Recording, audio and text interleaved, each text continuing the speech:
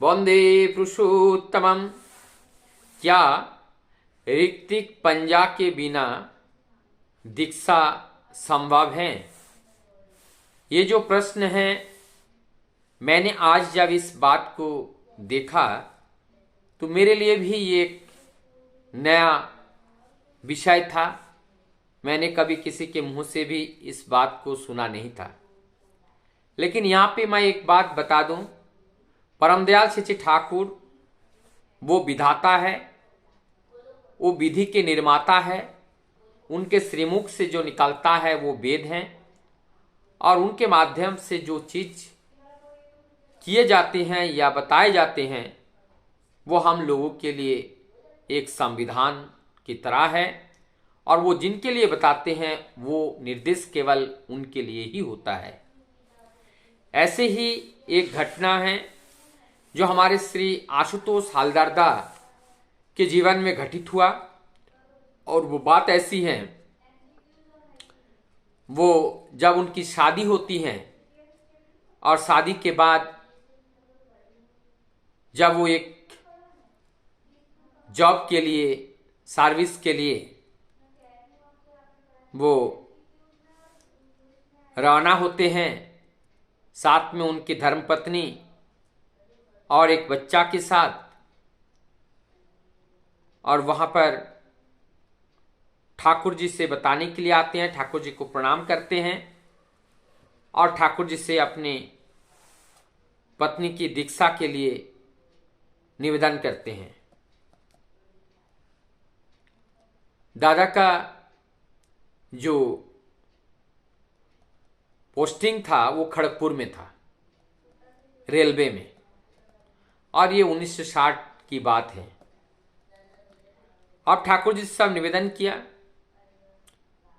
तो निवेदन से पहले हमारे आशुतोष हालदारदा के मन में ये था कि हमारे जो ऋतिक हैं, जो हमारे शिक्षक महोदय हैं क्षितिज चंद्र सेन गुप्ता, मेरी पत्नी की दीक्षा भी अगर श्री क्षितिज चंद्र सेन गुप्ता से माध्यम से हो जाए तो बहुत अच्छा होगा। ठाकुर जी को जब प्रणाम करते ही ठाकुर जी ने तुरंत कहने लगे कि आप अपने ऋतिक से दीक्षा दिला दो। जब ये बात बताएं तब ठाकुर जी ने वहां पे पूछा प्रफुल्लदा से, तो क्या क्षितिजदा कहाँ पे हैं? तब हमारे प्रफुल्लदा ने उत्तर देते हैं, क्षितिजदा चित्तरंजन गए हुए हैं, वहां माध्यमिक परीक्षा अर्थियों की परीक्षा दिलाने के लिए वो गए हुए हैं। तब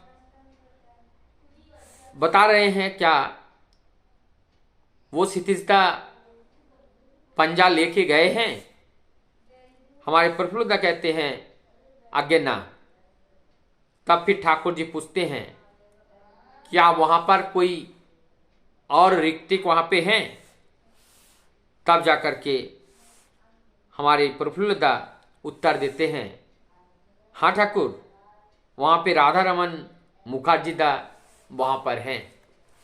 तब परमदयाल जी ठाकुर उत्तर देते हैं, कहते हैं जब वहां पे राधा रमन मुखर्जी दा वहां पर उपस्थित हैं तो वही पंजा लेकर के क्षितिजदा को दीक्षा देने के लिए बता दो। तब ठाकुर जी के आशीर्वाद से राधा रमन मुखर्जी दा के पंजा और दीक्षा दे रहे हैं श्री क्षितिजदा के माध्यम से क्षितिज चंद्र सेन गुप्ता के द्वारा दीक्षा का ये कार्यक्रम अनुष्ठित हो रहा है।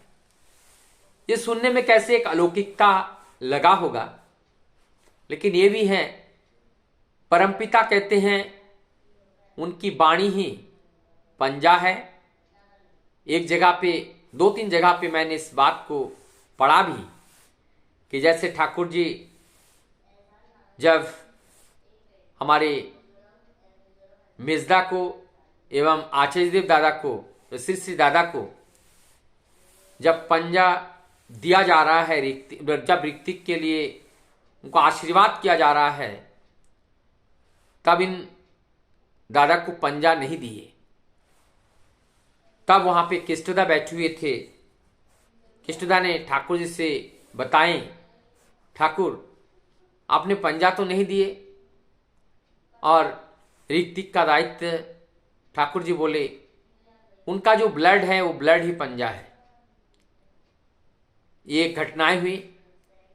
एक बार ठाकुर ने एक दादा को, ऋतिक दादा को दीक्षा के लिए बता दिया।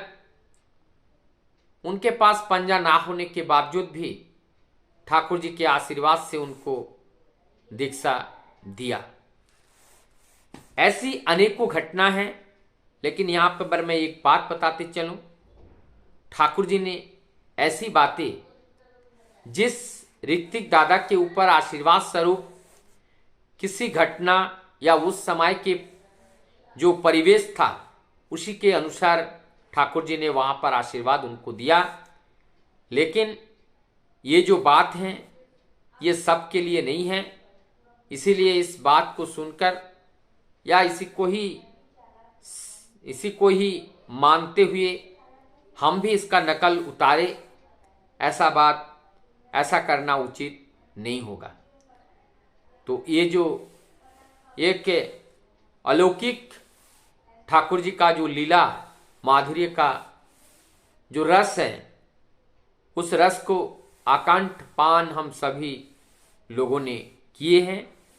मैं आशा करता हूं ऐसी घटना के माध्यम से हमें कुछ प्रेरणा मिलती हैं और परम पिता के कार्य में लगे रहने का, जुटे रहने का भी एक इच्छा, आकांक्षा और जो एक खिंचाव है, जो अनुराग है, जो टान है, वो उत्पन्न होता है।